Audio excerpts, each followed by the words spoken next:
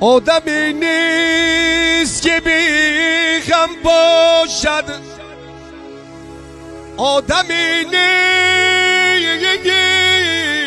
نیست که بی غم باشد.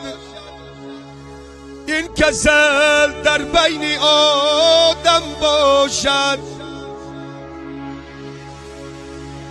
دهی از دست پدر مادر خود، نوبتی یار و برادر باشد.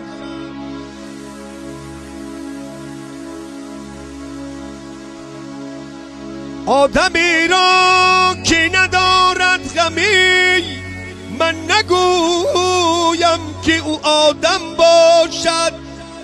سنگ دلی آدمی بینن باشد، دل او پاره ای از سنگ باشد. آدمی نیست که بی غم باشد، این کسل در بنی آدم باشد. دهی از دست پدر مادری خود، نوبتی یار و برادر باشد. یاران سخنی پدر شکستن عیب است،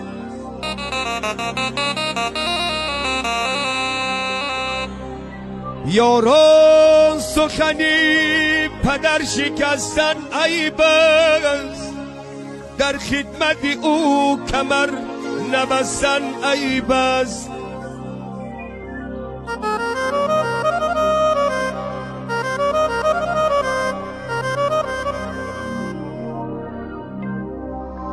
دردی دل او شنیدن مشکل نیست،